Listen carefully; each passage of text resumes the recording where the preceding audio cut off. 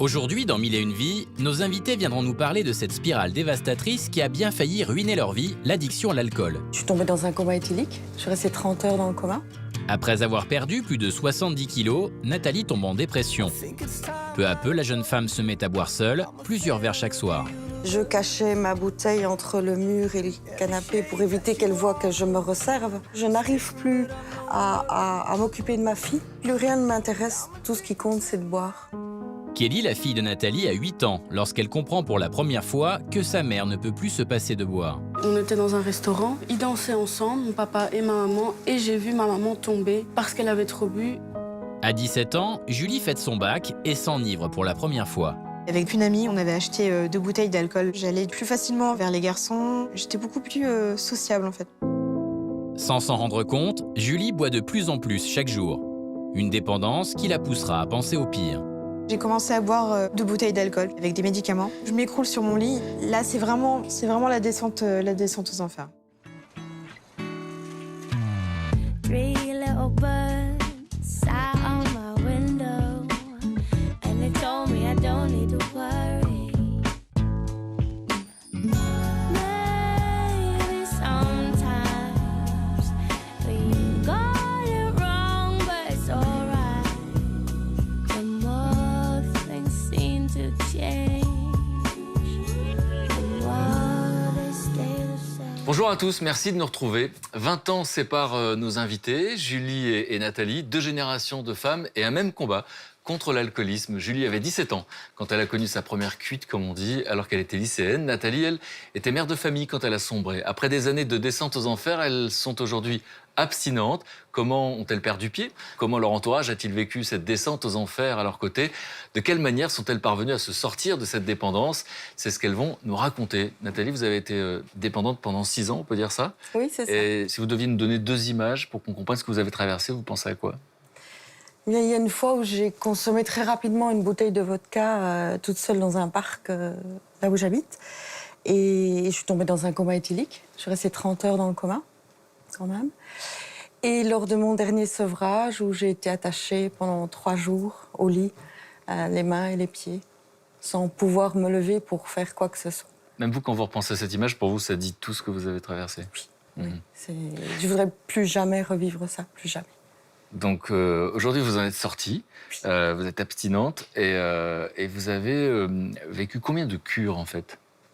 Alors au total, j'en ai vécu 18.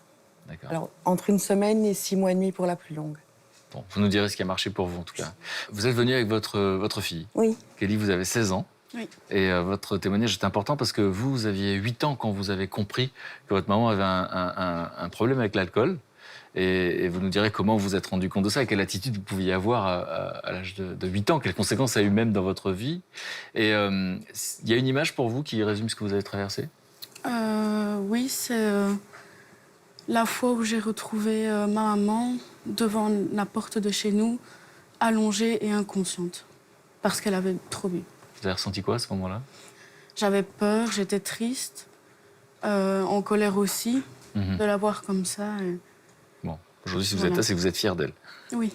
Julie, il y a 2 ans, vous étiez encore confrontée à ce bras de fer avec l'alcool, là aussi. Oui. Une image qui pourrait nous permettre de comprendre ce que vous avez vécu. C'était en 2010. J'étais avec un ami, on avait beaucoup consommé d'alcool. Et on est monté comme ça sur un échafaudage, à une hauteur à peu près de plus d'une dizaine de mètres. Et je me suis retrouvée sur le toit de l'immeuble. Et à ce moment-là, en fait, j'étais tellement désinhibée que je n'avais pas peur. En fait, je me sentais vraiment toute puissante. Et à ce moment-là, je me rendais pas compte que je me mettais en danger sur le moment et aussi, à terme, en ce qui concernait l'alcool, du coup. Donc c'est une image forte où il y a une vraie mise en danger. Vous nous raconterez donc comment vous avez connu ça, comment vous en êtes sorti. Parce qu'aujourd'hui, vous en êtes sorti et vous êtes là pour transmettre. Oui. Laurent Carilla, vous êtes médecin, merci d'être là. Merci de m'avoir Vous êtes invité. addictologue, vous connaissez bien la question. On se pose des questions. À partir de quand on peut dire qu'on est dépendant? À quel moment c'est inquiétant? Comment on s'en sort? Et puis comment l'admettre? Parce qu'il y a beaucoup de gens qui ne se rendent pas compte qu'ils sont alcooliques. Merci d'être là en tout cas. Julie, quand vous étiez adolescente, vous étiez anti-tabac, anti-alcool. Oui. En fait, j'avais un mode de vie très sain. Je sais que j'étais vraiment contre la consommation de tabac. À chaque fois que je voyais certains de mes camarades au lycée fumer, je les prenais limite de haut, en fait. Et pour l'alcool, c'était pareil. Enfin, du coup, au lycée, moi, lorsque je sortais, c'était pour aller au cinéma ou autre. C'était pas pour aller chez un ami comme ça et puis boire toute la soirée. Voilà. Et pour qu'on comprenne quel genre d'adolescente vous étiez plutôt timide. Très timide, Très timide. ouais. Que ce soit dans la scolarité en général, avec mes camarades, les profs. Et les profs, je me souviens, me poussaient souvent à participer, en fait. J'avais tendance à me mettre au fond de la classe, justement, pour me cacher. Ouais. Vous avez développé ce qu'on appelle aujourd'hui la phobie scolaire. Oui. C'est-à-dire, ça se concrétisait comment? C'était un mal de ventre à chaque fois que vous veniez à l'école? Voilà, ouais. C'était dû à quoi, vous vous rappelez? Alors, en fait, c'était dû à la remarque d'un de mes profs, donc mon prof d'allemand en terminale, qui m'avait sorti comme ça directement, en rendant des copies, que moi, de toute façon, j'aurais pas mon bac. Parce que voilà, j'avais des notes assez catastrophiques en allemand, et puis dans d'autres matières. Et, Donc, cette injonction-là, ça vous a coupé les jambes, ça vous a découragé? Ouais, du coup, ensuite, pour aller en cours le matin, à chaque fois, j'avais mal au ventre, c'était même jusqu'à en vomir, carrément. Et du coup, j'ai loupé pas mal de cours. Mais j'ai su me rattraper à temps avant les révisions pour le bac. Vous avez eu votre bac? Oui. Donc, vous avez le bac à 17 ans, et pour fêter ça, Eh bien, pour fêter ça, je découvre les joies de l'alcool. Voilà, vous vous rappelez de cette soirée? Qu'est-ce que vous dites dans votre tête? Parce que du coup, l'alcool, c'est pas vraiment un mode... Enfin, c'est pas quelque chose qui est dans votre vie. Donc à ce moment-là, c'est, voilà, vous dédramatisez, vous fêtez votre bac, c'est une bonne occasion. C'est anodin et innocent, j'imagine. Oui, ouais, c'était vraiment comme ça. En fait, j'étais juste avec une amie, on est allé au cinéma et entre-temps, avant, on avait acheté 2 bouteilles d'alcool très fort. Et du coup, ça a été une consommation très intense sur une petite durée. Et ça a été une soirée qui s'est finie en grosse gueule de bois quand même, le lendemain. Voilà. Mais du coup, oui, c'était la première fois que je me prenais une cuite. Voilà. Et quel souvenir de la sensation? Des sensations, parce qu'il y en a plusieurs, forcément. Sensation de chaleur dans le corps. Et ensuite voilà, cette désinhibition comme ça, ouais. C'est un peu en fait comme si je me sentais capable de faire plus de choses. Vous vous rappelez de la deuxième fois? Dans un bar, donc il me semble que j'avais dû boire avec, du coup c'était avec mes 2 meilleurs amis. Donc là, vous êtes rentré à la fac d'anglais? Oui. C'est après le bac? Lorsque je rentre à la fac, c'est plus des soirées étudiantes en fait. Donc ça se passe en CTU. Quand vous dites ça se passe, c'est quoi qui se passe? On arrive dans l'appart et il y a toute une sorte de buffet, mais qui est quasiment composé à 99% de bouteilles d'alcool, en fait. Et alors là, vous devenez très créatif, c'est que vous inventez des jeux. Je crois que vous regardez un film avec Johnny Depp, c'est ça? Ouais, Sleepy Hollow de Tim Burton. Et donc, le défi, voilà, c'était de boire, par exemple, dès que l'acteur s'évanouissait, sachant qu'il s'évanouit dans le film à peu près toutes les 5 minutes. Donc, autant dire qu'on n'a pas terminé le film. Donc, dans cette partie de votre vie, vous découvrez quoi, en fait? Parce que je crois qu'il y a un terme aujourd'hui qui est devenu un peu à la mode, il faudrait qu'on rappelle ce que ça veut dire.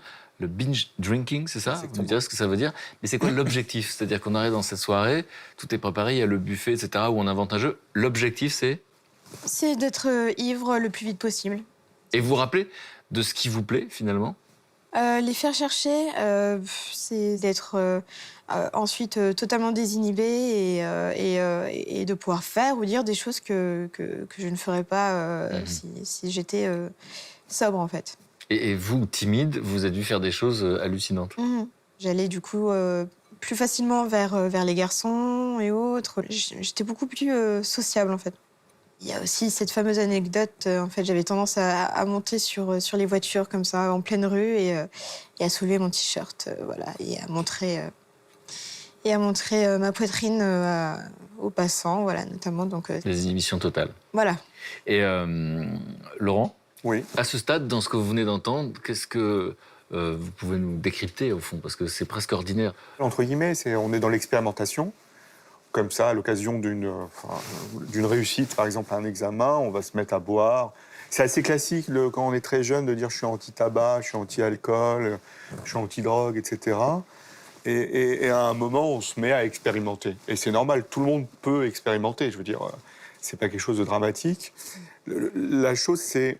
Après, c'est comment l'expérimentation se transforme en recherche de défonce. Et le binge drinking, c'est très anglais, binge drinking, mais en français, ce serait quoi? Cuite express, défonce express. C'est boire beaucoup d'alcool en un temps très court, comme Julie le décrit, pour être ivre vite. Pour obtenir cet état. Ouais, il faut être ivre. Et c'est un phénomène qui se fait en groupe. Donc un groupe, c'est au moins 2. Ouais, on ne fait pas tout seul un binge drinking. Après, quand on fait du binge drinking seul, c'est un autre problème. Et le risque du binge drinking, c'est on n'est pas dans la dépendance, on n'est pas dans l'addiction. On est dans la prise de risque, essentiellement. Voilà. Et Et plus on répète le risque, plus on est vulnérable, plus on risque de basculer vers une addiction. Mais il y a d'autres problèmes. On peut faire un coma éthylique, on peut faire une chute dans la rue, on peut avoir des rapports sexuels non protégés. Enfin, il y a plein de choses. Et c'est quelque chose qui est vieux comme l'humanité, ou est-ce que c'est nouveau, ce phénomène? Le binge drinking, c'est un vrai phénomène anglais qui est apparu il y a, je veux dire, dans les années 70. En France, il y a eu un gros boom. Ça fait quelques années où il y a eu un gros boom, mais ça existe depuis toujours. Je veux dire, dans les soirées étudiantes, on se retrouve et tout le monde picole à fond jusqu'à être ivre-mort, quoi. Enfin, bon, c'est pas médical ce que je vous dis. Mais c'est vraiment de la recherche de défonce en groupe. Voilà. Et on a la sensation que c'est presque initiatique. C'est-à-dire qu'en fait... C'est ça, on est affilié à un groupe, en fait. C'est un groupe de pairs, quoi. C'est-à-dire que c'est un rituel. Là, il y a des gens autour qui vont compter combien tu bois de verre. Et après, il y a plein de jeux, comme le petit jeu avec Sleepy Hollow, mais je pourrais vendre des... On va plus le voir de la même manière, le film. Ouais, c'est ça. On pourrait en décrire plein de jeux, il y en a plein. Il y a eu notamment, il n'y a pas très longtemps, un jeu comme ça via Facebook, donc via les réseaux sociaux. Donc. Nathalie, quel genre d'adolescente vous étiez? Est-ce que vous avez traversé ces périodes-là, justement? Ou est-ce que c'est arrivé plus tard pour vous? Oui, non, moi, c'est arrivé plus tard. Alors, en fait, en 2003, j'ai été opérée d'un bypass. C'est une opération. Pour perdre du poids. C'est pour perdre du poids, oui. Et voilà, une fois que les 3 années qui ont suivi l'euphorie de la perte de poids sont passées, je me suis plus reconnue. Et puis, moi, la nourriture était un excellent anxiolytique, mais je pouvais plus manger. Donc, il a bien fallu que je mette en place un autre moyen. Et j'ai sombré dans une dépression. Et l'alcool est arrivé comme un excellent antidépresseur rapide. Et j'ai commencé à boire toute seule le soir, quand ma fille était couchée, en attendant mon mari. Là, c'est très graduel. C'est-à-dire qu'au début, c'est quelque chose de presque ordinaire. C'est un petit verre de vin le soir pour... Voilà, oui. On rentre à la maison après une bonne journée, on boit un petit verre de vin comme ça. Et ça commence comme ça, un verre, puis 2, puis 3, puis une bouteille. Quand vous dites puis, ça veut dire que pour retrouver le même état, un verre ne suffit pas, il fallait augmenter la dose. Il fallait chaque fois augmenter la dose pour calmer mes angoisses, pour me sentir un peu mieux, mon stress. Et quand vous dites vos angoisses, c'est les mots d'aujourd'hui, ou à l'époque vous êtes consciente que vous faites ça pour calmer les angoisses? Non, à l'époque, je n'en suis pas consciente. Non. À l'époque, c'est... si vous m'avez posé la question à l'époque, oui, je bois un petit coup pour me relaxer, voilà. Me relaxer. Donc pour vous, il n'y a rien de grave à ce moment-là? Absolument pas, non. Et est-ce qu'autour de vous, quelqu'un se rend compte de ça? Pas tout de suite, non. Ma consommation va graduellement augmenter et donc, oui, et autour de moi, ma famille s'aperçoit que lors des dîners de famille, là, je bois quand même plus. Et il arrive après certains repas où moi, je finis allongée dans le divan, assommée complètement. Donc là, oui, ma maman, ma sœur me font... Aujourd'hui, tu as quand même un peu exagéré. Mon ex-mari me dira par la suite qu'il buvait plus pour que j'en ai moins, quand il a commencé à comprendre. Mais il n'y a jamais eu vraiment d'interpellation directe. Je pense qu'on n'est pas encore tous conscients du cas. C'est ça, donc au moment où vous entendez cette fameuse phrase que tout le monde a entendue une fois dans sa vie, t'as un peu bu beaucoup, à ce moment-là, vous ne répondez pas grand-chose, c'est-à-dire qu'au fond... Non, parce que c'est pas grave. Oui, c'était aujourd'hui, mais je gère, il n'y a pas de problème. Je peux gérer. Et à quel moment, vous réalisez qu'il y a un truc bizarre? Je crois qu'il y a un week-end... Alors, il y a eu un week-end où, voilà, le vendredi soir, on était allé faire des courses. Il y avait une promotion dans un supermarché et on a acheté 6 caisses de vin. Je me dis, comme ça, on fait une petite réserve. À la fin du week-end, il n'y en avait plus. Et là, je me suis dit, oups. Vous vous rappelez en plus combien de bouteilles vous avez acheté? 36. Vous étiez combien? Bon, je les ai pas bu toutes Non, non, seules. vous étiez Hein. combien? Oh, il y a eu des amis qui sont venus manger le week-end, il y a eu la famille, je sais pas, en dessous peut-être une dizaine de personnes, mais quand je suis descendue à la cave et que j'ai vu qu'il y en avait plus, oh là là, non, ça va pas.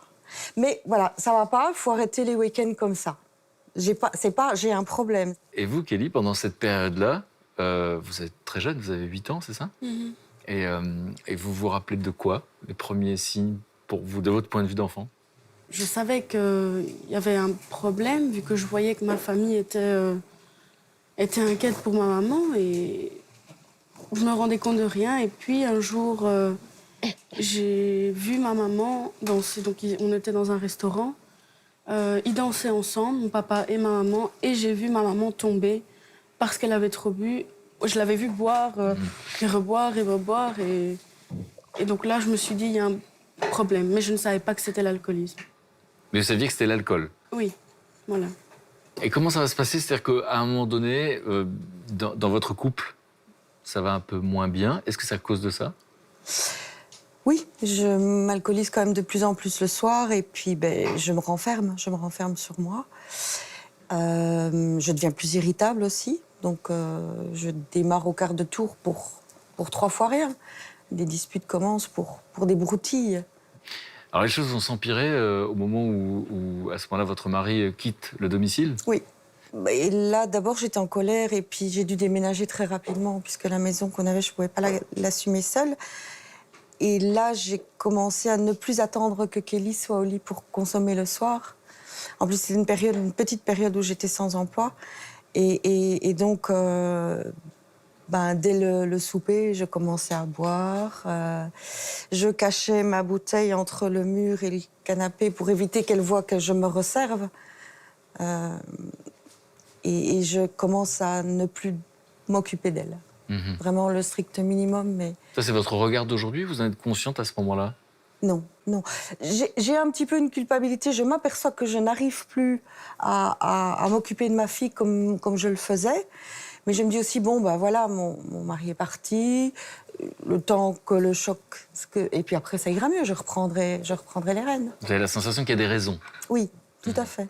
Et le fait que vous le cachiez, c'est-à-dire que vous avez l'idée de cacher les bouteilles à votre fille, ça veut dire quoi? Ça veut dire qu'à ce moment-là, il y a une forme de culpabilité de boire? Tout à fait, oui. Oui, j'ai une culpabilité de boire, et surtout de boire alors qu'elle est près de moi. C'est déjà pas beau un homme qui boit, mais une femme qui boit, c'est pas beau du tout. Et puis on se sent... J'avais pas le droit de boire comme ça. Dans mon rôle de maman, c'était inacceptable. Donc vous êtes dans la culpabilité en plus? Oui. Laurent? On voit la chronologie de l'installation du problème addictif, donc avec tout doucement une consommation au début qui est, on va dire, socialement réglée. Et puis tout doucement, on augmente tout doucement un peu les doses parce qu'il n'y a plus les mêmes effets. Donc ça veut dire que quand on commence à augmenter tout doucement ces doses, c'est qu'il y a un petit truc qui au niveau du cerveau, parce qu'il y a vraiment le commandement cérébral qui fait quelque chose. Il y a certaines zones du cerveau qui fonctionnent plus pareil, même si c'est pas irréversible. Ça s'appelle la tolérance, donc on augmente tout doucement. On peut avoir aussi des petits signes de manque. Je ne sais pas si vous aviez ressenti un peu, des fois, des petits tremblements, des petites sueurs, des petites... Par la suite, oui. Ouais, par la suite. Ouais. Et il y a surtout ce qui s'installe et ce qui signe l'entrée dans la dépendance, dans l'addiction, c'est le craving. Le craving, c'est quoi? C'est l'envie irrésistible de consommer. On ne peut pas faire autrement. Et ça, c'est médié par le cerveau. Donc, il n'y a pas cette histoire de volonté, quand on dit « ouais, t'as aucune volonté pour arrêter », le circuit de la volonté, il est un peu touché par l'addiction. Donc, on peut dire aux gens « t'as aucune volonté », mais ils ne peuvent pas, c'est touché, il faut le reconstruire. Il faut reconnecter les circuits, quoi. Et on arrive à une consommation, on va dire, voilà, c'était là, la consommation déclarée, c'était 2 bouteilles de vin, ça fait 160 grammes d'alcool, c'est une grosse quantité, hein. Mais bon, voilà, on va pas dire, on va pas juger, dire ah, c'est pas bien ce que tu fais. Il y a un problème. Et l'addiction, c'est pas qu'un problème de substance. L'addiction, c'est aussi un autre problème. Il y a l'environnement et les problèmes psycho-personnels. C'est-à-dire? C'est-à-dire qu'on on peut avoir des angoisses, un peu de dépression, des troubles du sommeil, un tempérament qui varie, une humeur qui fluctue. Tout ça, il faut le prendre en compte. Il ne faut pas se focaliser sur l'addiction, c'est que l'alcool. Et du coup, on a la sensation quand vous le racontez comme ça, puisqu'il y a une séparation, il y a une perte d'emploi, que l'alcool va compenser. Enfin, c'est presque un cliché, c'est-à-dire qu'on est en train de fuir une situation. Exactement. L'alcool, c'est quoi? C'est un traitement. Ça devient un traitement. C'est C'est-à-dire- pas un vrai traitement. C'est auto-thérapeutique. Et qu'est-ce qui se passe justement dans notre corps quand on boit de l'alcool? Qu'est-ce qui fait qu'on oublie nos soucis? C'est pas qu'on oublie le souci, c'est que l'alcool, à certaines doses, désinhibe, anesthésie. Et là, c'est la recherche d'anesthésie. Donc on s'anesthésie la vie, en fait. Mais le problème, c'est qu'il faut toujours augmenter les doses. Et puis l'alcool, après, ça touche le cerveau, ça touche le foie, etc. etc. Et on va voir la suite de l'histoire, mais à quel moment on peut parler de dépendance? Est-ce que c'est une quantité? Est-ce que c'est la régularité? À quel moment, et on verra après comment s'en rendre compte, mais à quel moment, vous, médecin spécialiste addictologue, vous savez que ça s'appelle une dépendance? Quand La quelqu'un dépendance, consomme de l'alcool. c'est la perte de la liberté de s'abstenir. C'est ça la définition. C'est-à-dire, si on se dit, oh, ce soir je ne bois pas, et qu'on arrive à s'abstenir un soir, est-ce qu'on est rassuré ou pas? C'est rassurant, en tout cas. En gros, on est dépendant à partir d'au moins 1 an de consommation, assez régulière en fonction des substances. L'alcool, c'est souvent tous les jours.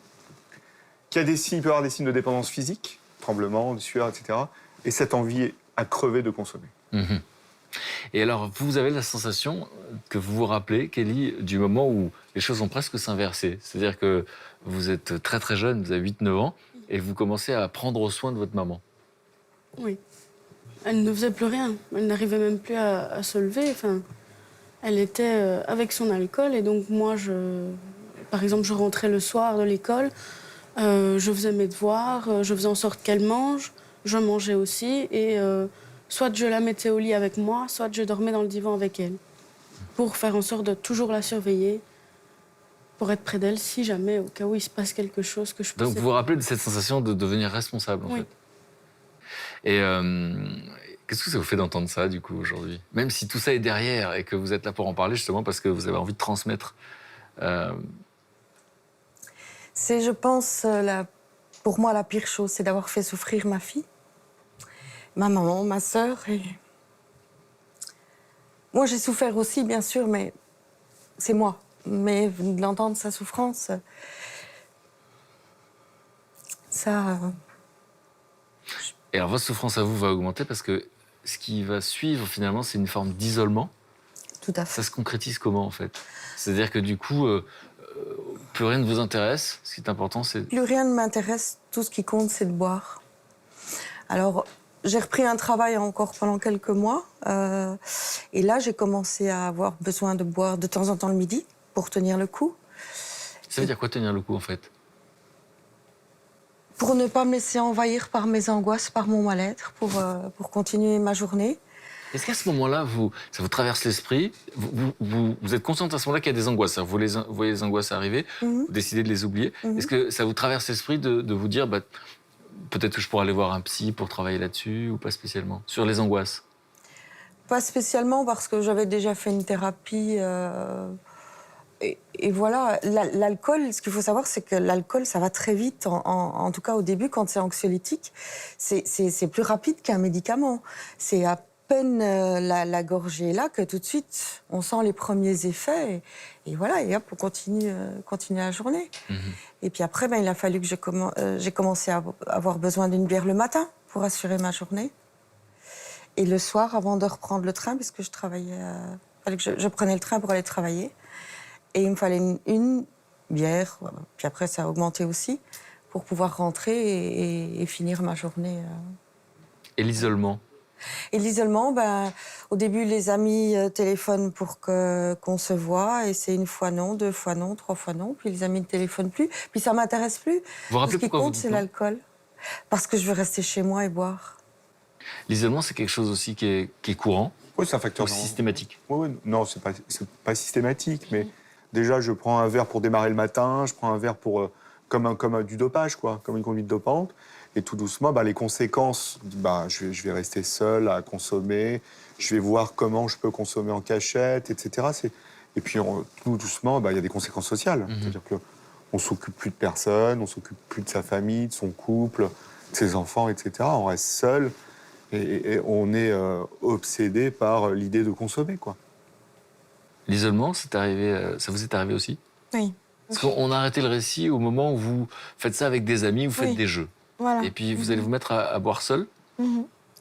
Ouais, oui, notamment parce que du coup, je vais arrêter la fac entre-temps. Et je me faisais ma petite réserve de bouteilles. Je me souviens que j'avais une grande valise en cuir sous mon lit. Et du coup, il y avait toutes mes bouteilles dedans.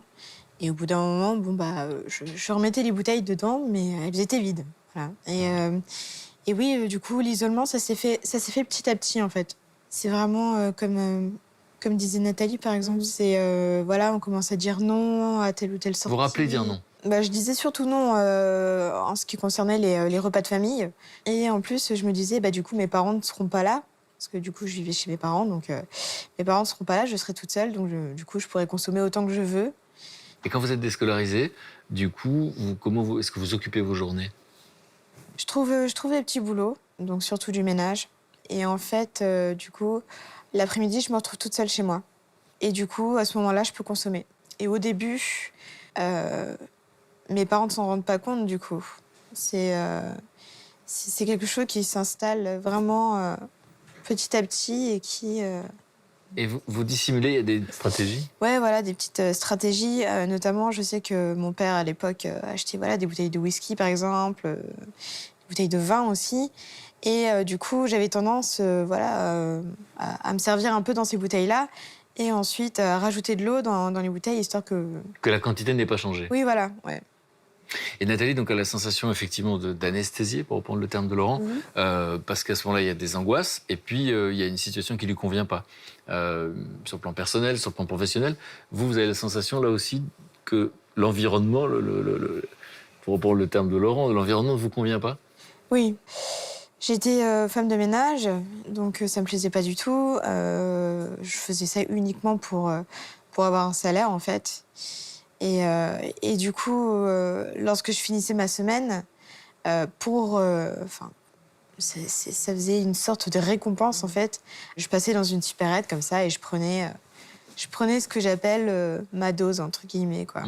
Voilà, Laurent approuve quand vous parlez. C'est le mot récompense qui vous a fait réagir. Oui, il y a ces éléments de gratification, de recherche de gratification, mais qui sont vite balayés, en fait. C'est-à-dire qu'on se dit, bon, finalement, voilà, j'ai fait plein de trucs, c'est pas mal, et je vais me récompenser. Et... Donc j'y ai droit. Ouais, j'ai le droit, je vais me récompenser, c'est bon. Je vais me prendre une dose, quoi. Et la dose, elle est, après, souvent, elle est incontrôlée, incontrôlable, quoi. Donc finalement, on boit quand ça va pas, et puis on boit quand, au contraire, on est content de soi, parce qu'on a accompli des choses. Donc...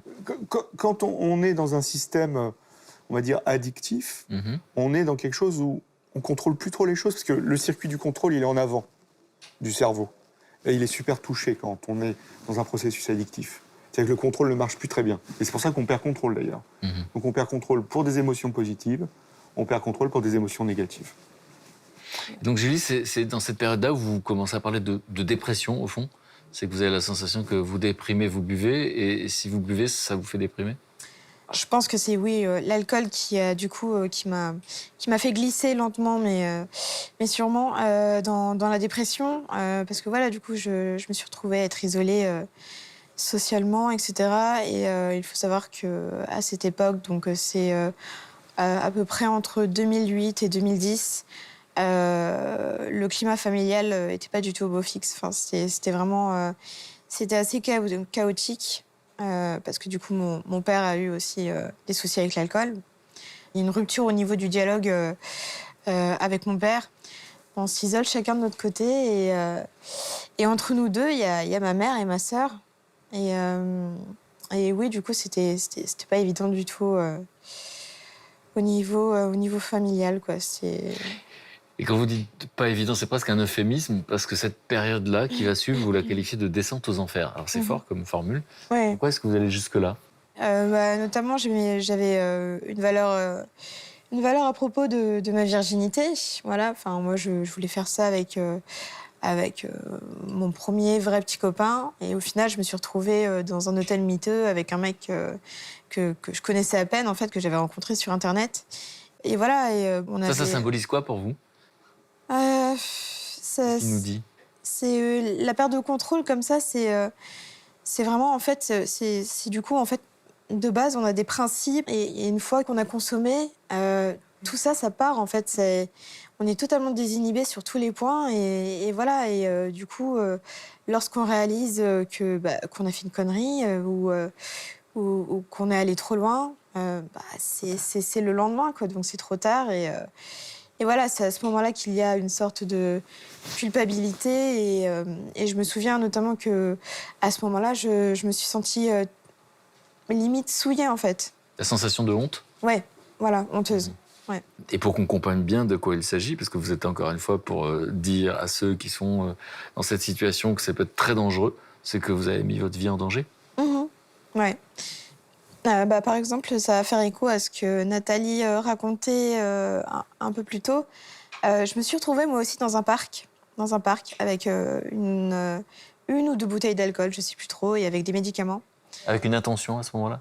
Moi, je voyais ça comme une tentative de suicide. Bon, voilà, il s'est avéré que j'avais pas assez d'alcool et pas assez de médicaments sur moi pour finir aux urgences, par exemple. J'ai réussi à rentrer chez moi malgré tout. Je pense que c'était plus un appel au secours, en fait. Parce que du coup, après cette consommation-là, j'arrive tant bien que mal à rentrer chez moi. Et du coup, je m'écroule sur mon lit et quelques heures plus tard, ma mère arrive et me retrouve dans cet état. Et du coup, je montre la valise qui se trouve sous mon lit. Donc là, vous décidez d'en parler, en fait. Ouais, voilà. Et lorsqu'elle a vu toutes les bouteilles, et en plus, lorsqu'elle m'a vue dans cet état, donc voilà, totalement dans les vapes, elle s'est sentie désemparée, coupable, voilà, de ne pas avoir vu que j'avais consommé autant de bouteilles comme ça, en plus, juste sous mon lit, quoi. Donc, c'est... Et est-ce que, du coup, à ce moment-là, vous allez faire appel à des professionnels? Ou est-ce que vous allez essayer de vous arrêter de boire toute seule? Je vais pas tenter de sevrage comme ça, toute seule. Par contre, du coup, je vais prendre rendez-vous dans un CMP. C'est quoi? Un CMP, c'est un centre médico-psychologique. Et du coup, lors du premier entretien, on est reçu par une infirmière, histoire de voir si on se dirige plus vers un suivi psychologique ou alors psychiatrique.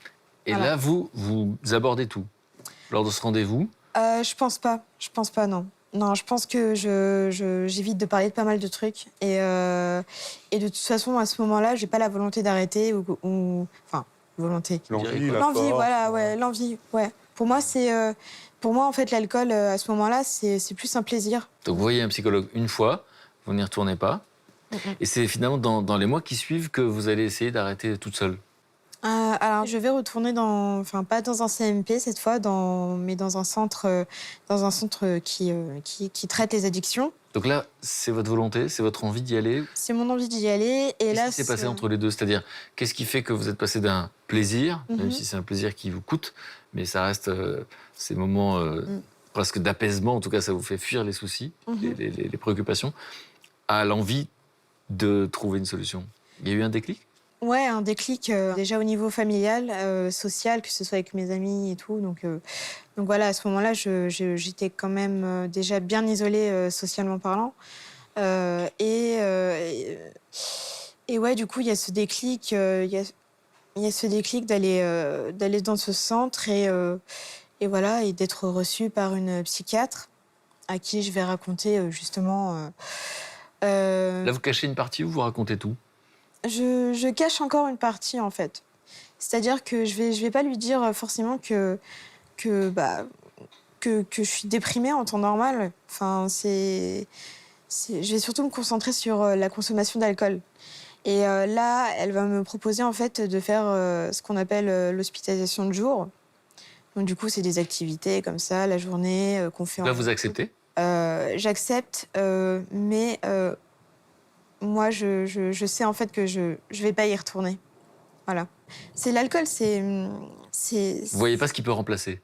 Ouais, on voit pas. Ouais, on voit pas et puis on voit pas et au bout d'un moment, bon, on peut plus du tout s'en passer. Hein, c'est-à-dire qu'on peut pas affronter une journée sans boire en fait. Il y a ce côté tellement réconfortant lorsqu'on consomme et une fois qu'on est dans un état second, donc dans cette ivresse, on oublie ses soucis, on oublie toutes ces choses qui qui finalement nous paraissent insurmontables si on reste sobre. Laurent, c'est important à ce stade-là, parce que c'est ambivalent. C'est-à-dire qu'on a la sensation qu'on est conscient du problème, qu'on voudrait bien qu'il y ait une solution, mais la solution ferait presque peur, parce que d'abord, on ne sait pas qu'elle existe. On a envie de faire quelque chose, mais on n'est pas encore prêt. Et tout doucement, ça mature et ça peut prendre du temps. C'est pour ça qu'il n'y a pas de coup de baguette magique. Hop, on a un problème d'addiction. Hop, en 2 jours, c'est réglé. Souvent, on va passer par différentes étapes de traitement. Des sevrages à l'hôpital, des sevrages en consultation, des sevrages en hôpital de jour, etc. Au début, on va y aller. Après, on se dit, bon, j'y vais plus, etc. Parce qu'il y a un attachement à cet état, en fait. Cet état qui ressemble à un soulagement. Oui, mais ce n'est pas un attachement volontaire. C'est qu'on a désynchronisé tous nos circuits cérébraux. Donc le cerveau, lui, il se souvient de quoi, le cerveau? Déjà, l'alcool, ça fait plaisir. Tout le monde a bu de l'alcool. Quand on boit un verre, ça fait plaisir.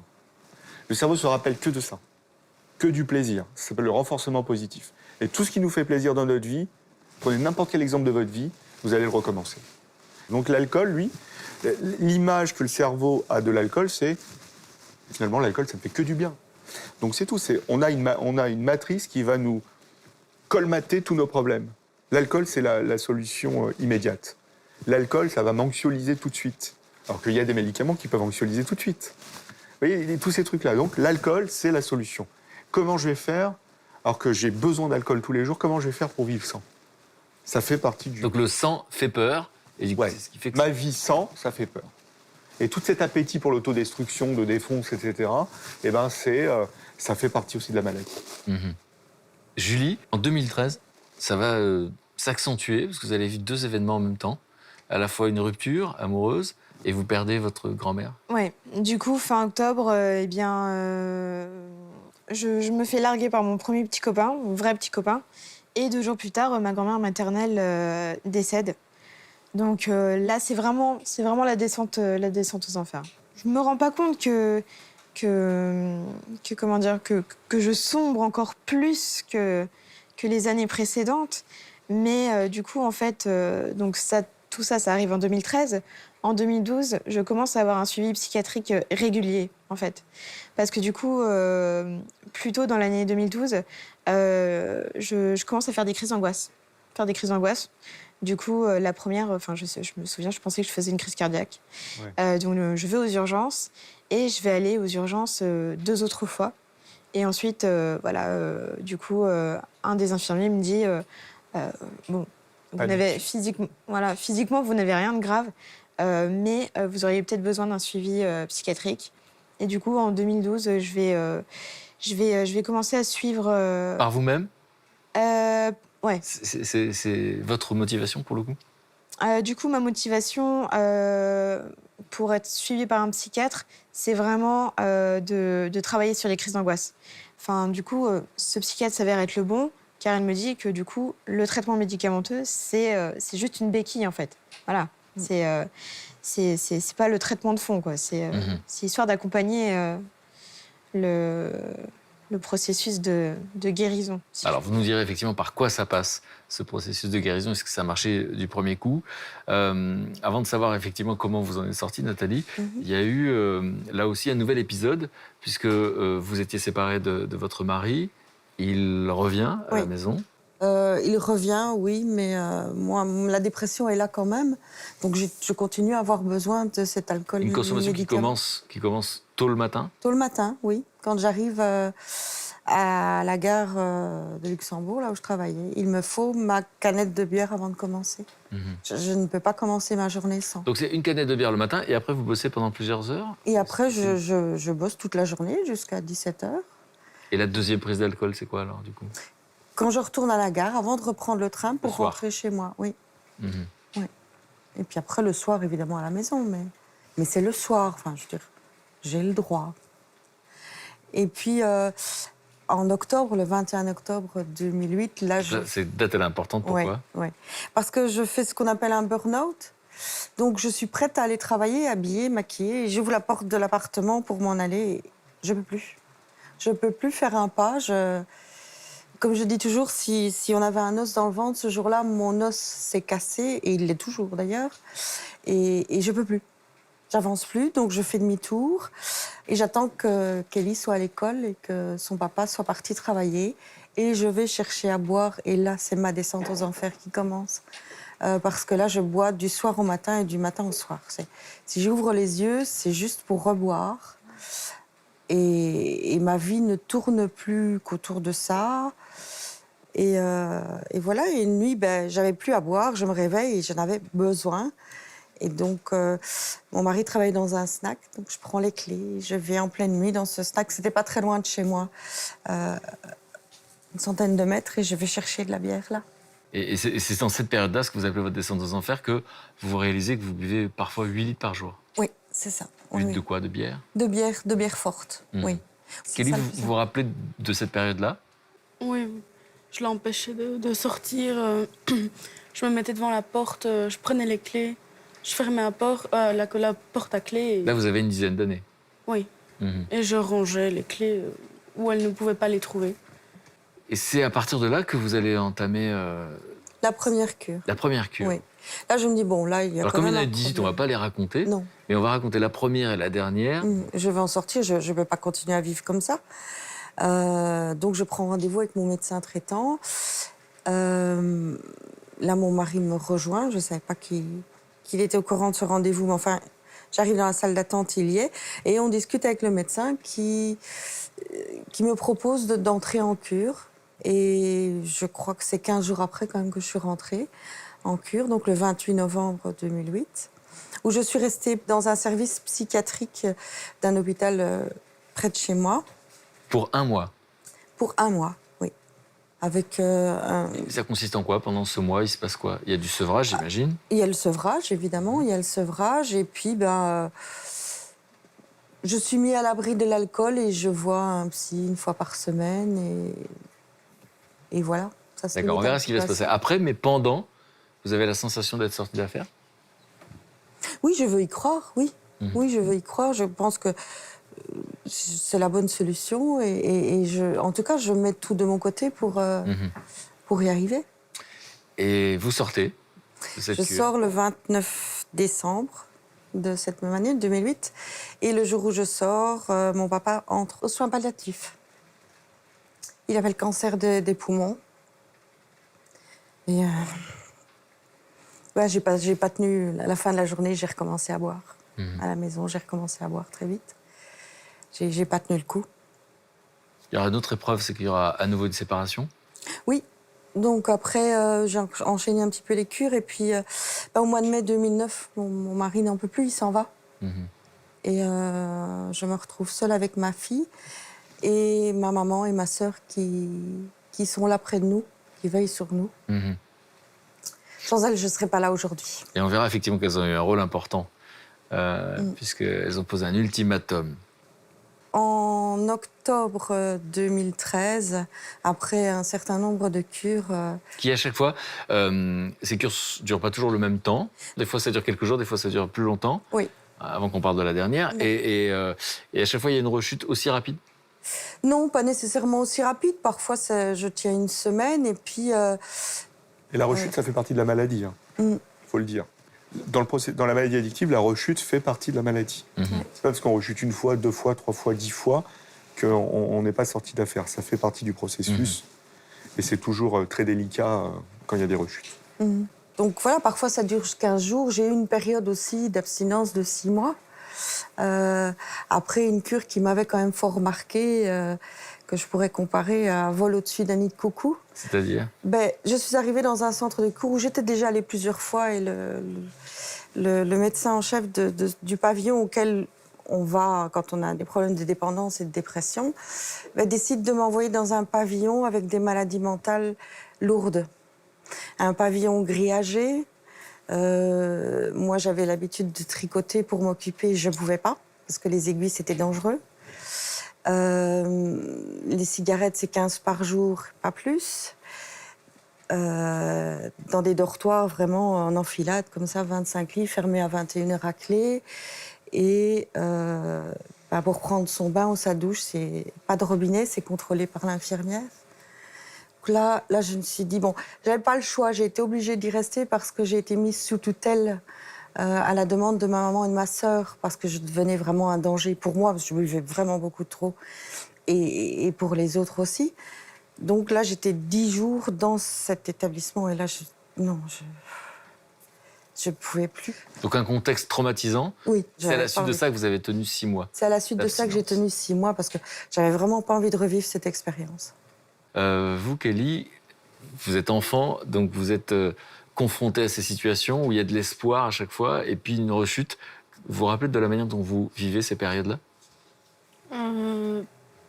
Très mal, forcément. La première fois que ma maman est partie en cure, ma marraine et ma mamie m'ont expliqué que ma maman était malade, qu'il fallait qu'elle aille se faire soigner. Et donc, en sortant, ça a été très dur. Je pleurais. Je ne voulais pas la laisser. Et quand elle est sortie, quand mon papa est parti, j'aurais pu partir avec mon papa, mais je voulais rester avec ma maman. Je voulais la protéger, la surveiller. Et si jamais il lui arrive quelque chose, que je sois là. Qu'elle ne soit pas toute seule à assumer ça, on va dire, à vivre ça.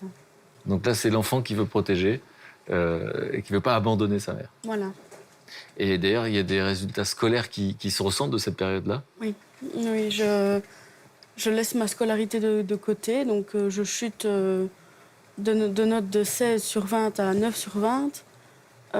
Parce que je suis tout le temps angoissée à l'école, je ne fais plus mes devoirs, parce que je surveille ma maman. Alors vous allez avoir un ultimatum. Alors, j'entre dans un énième sevrage, et là, ma maman et ma sœur arrivent et me disent « Écoute, maintenant, tu vas aller au centre de post-cure des Hauts-de-Fagne, qui est un centre réputé en Belgique. On m'en avait déjà parlé avant, mais je refusais parce que, voilà, c'est un centre difficile, voire avec une discipline militaire, mais... Donc moi, c'était hors de question, mais là, elle me dit bon, « T'as plus le choix, tu vas là, sinon on fait en sorte que Kelly te soit enlevée, et nous, tu ne nous verras plus non plus. Donc là, je vais tout perdre. » Et cette cure-là va durer longtemps? 6 mois et demi. 6 mois et demi. Vous êtes, vous dormez là-bas Je suis résidente, oui, là-bas. Je reviens une fois par mois le week-end.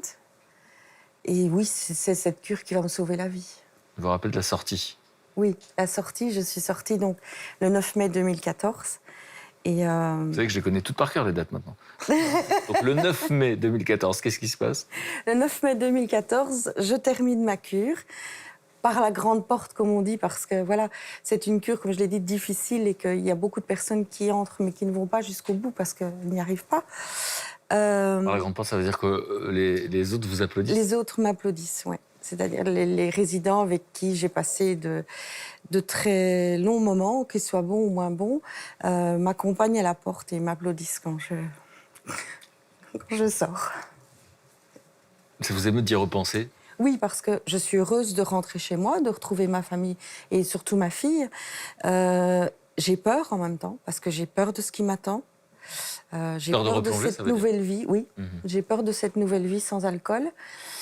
Et puis je suis triste aussi de quitter ces personnes avec qui j'ai partagé beaucoup de choses. Et qui vous ont aidé d'une certaine manière. Et qui m'ont aidé aussi, oui, parce que dans ce centre-là, on est tous co-thérapeutes. Et au bout de combien de temps vous réalisez que c'est un arrêt réel? Pendant la cure, j'ai eu ce que j'entendais avant les anciens dans les groupes d'entraide. J'ai fréquenté quand même quelquefois des groupes d'entraide, dire j'ai eu ce déclic. C'est inexplicable, mais l'alcool et moi, on a divorcé. Voilà, en fait, c'est ça. Je suis plus dans le combat, on a divorcé. Je fais ma vie et elle la sienne. Donc, à ce jour, vous savez depuis combien de temps vous ne buvez plus d'alcool? 1230 jours. En termes de jours. Oui. Est-ce que vous avez la sensation que c'est fragile ou que c'est définitif? C'est définitif, mais je reste vigilante. D'accord. Je reste vigilante. Parce qu'il y a le côté que je peux contrôler, hein, donc dans ma vie, dans ma manière de gérer ma vie et de me faire plaisir autrement aussi. Mais il y a ce côté, il y a un dysfonctionnement dans mon cerveau qui, je sais, est irréversible. Et donc, je ne vais pas prendre de risques. Alors, Laurent, vous nous direz effectivement ce qui se joue. Belle histoire. Voilà, ce que je veux dire, c'est que c'est très courageux. Et moi, je vous remercie vraiment de témoigner. Comme ça, vous nous direz pourquoi c'est important pour vous, qu'est-ce que vous voulez transmettre. Et Laurent, vous nous direz effectivement comment vous aider les gens qui veulent en sortir, qui ont cette motivation. Julie, on a envie de savoir comment vous en êtes sortie. Ça n'a pas marché dès la première cure, on l'a dit. Et donc, il y en a eu beaucoup avant que la bonne vous aide à en sortir? Non, en fait, une cure vraiment centrée sur l'alcool, il n'y en a eu qu'une. Donc, c'était entre septembre et octobre 2014. Et du coup, je suis rentrée dans un centre où on pouvait rester jusqu'à 3 mois. Or, moi, je suis restée juste 1 mois et je pensais que c'était suffisant. Et il y a ce côté cure inachevée, en fait. Et du coup, c'est ça qui va créer une fragilité et qui va ensuite me faire... Replonger. Ouais. Au bout d'un mois. Un mois après la sortie de cette cure. Et, puisque vous êtes là pour en parler aujourd'hui, qu'est-ce qui fait que vous allez sortir de cette dépendance? Ça va se passer dans un hôpital psychiatrique.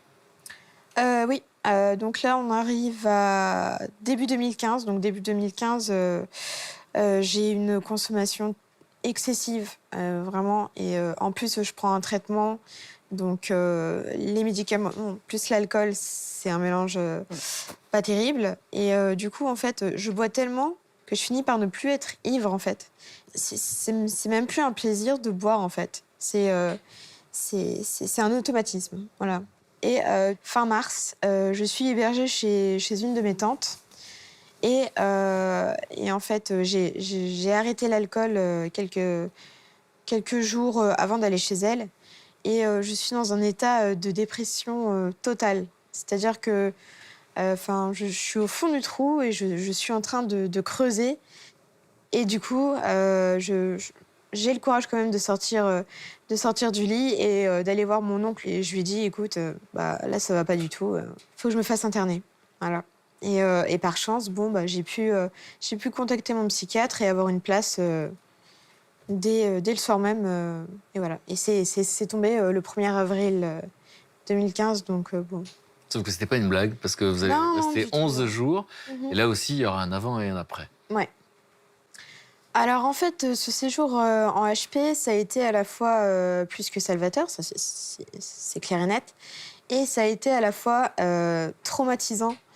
On se retrouve confronté à des gens qui ont des pathologies tellement graves. Hein. C'est juste, par exemple, après un repas, en fait, le soir, j'étais sortie fumer une clope, et là, une des patientes, qui était une femme assez âgée, atteinte d'Alzheimer, je pense, est venue vers moi et tout en me suppliant de la tuer, en me suppliant de trouver un fusil et de la tuer, en fait. Et là, à ce moment-là, je me suis dit, oh, se retrouver confronté à des cas pareils, c'est assez traumatisant, ça marque assez. Hein. C'est un côté électrochoc. Ouais. C'est à ce moment-là que tu te dis que toi, voilà, tu ne vas pas bien, clairement, mais tu as le moyen de t'en sortir. Et donc, vous êtes sorti de cet endroit il y a 2 ans? 2 ans, voilà, que je suis en abstinence totale. C'est forcément... C'est une satisfaction? Oui, ouais. Une fierté? Fierté, ouais. C'est, en fait, la notion de fierté, au début, lorsque des gens de mon entourage me disaient toujours, mais... tu peux être fière de toi. Même moi, je suis fière de toi et tout. Et moi, je réalisais pas pour moi, parce que c'est vrai que c'est une maladie, en fait, qui est tellement mal vue, surtout lorsqu'on est une femme. Il me semble que vous le disiez tout à l'heure. Ouais. Et du coup, moi, j'estimais que je pouvais pas être fière. Mais si, désormais, je suis fière. Je suis fière de moi, je suis fière de ce que j'ai accompli. Et voilà. Et après, l'entourage, ça aide aussi. Le fait d'être soutenue comme ça par l'entourage, que ce soit familial ou autre, sentimental, les amis, etc., c'est vraiment un plus. Et voilà, une fois qu'on est sorti de ça, c'est une libération. C'est vraiment... C'est le mot important. Libération, vous dites ça aussi? Oui, tout à fait. La chose la plus précieuse que j'ai retrouvée, c'est ma liberté. Ma liberté. Alors, vous allez nous parler de votre relation aujourd'hui. Parce que vous me direz, ça se passe 2 mots, mais en tout cas, on a envie de savoir effectivement comment vous avez reconstruit tout ça, et puis quel est le sens de votre venue. Mais Laurent, la guérison, elle passe par quoi? En quoi ça consiste finalement? Le traitement doit être global. Et on l'a vu, là. Le traitement doit être global. D'abord, c'est 2 formidables des histoires avec des super témoignages pour les gens, justement, qui souffrent du problème, ou même l'entourage, pour comprendre un peu les choses. C'est que, 1, c'est pas en un coup qu'on résout les choses. 2, c'est une prise en charge très, très globale, c'est-à-dire on ne peut plus envisager en 2017 de se dire l'addiction est due à l'alcool, l'addiction est due à un produit. L'addiction, il y a le problème du produit et il y a tout ce qu'il y a en dessous, comme on le disait tout à l'heure. Il y a l'environnement et les problèmes personnels. Et il faut tout traiter. Initiation de l'abstinence avec le sevrage. Alors ça peut être des hospitalisations très courtes, ça dépend des gens. Mais le programme doit être très long. C'est-à-dire qu'une hospitalisation pour une désintoxication, seule, ça ne sert à rien. Non. Il faut, derrière, il y a un programme de soins. Donc un suivi de consultation. Donc, ça peut passer par des post-cures, comme il y a eu. Ça peut passer par un hôpital de jour derrière. Et quoi qu'il arrive, un suivi en consultation derrière.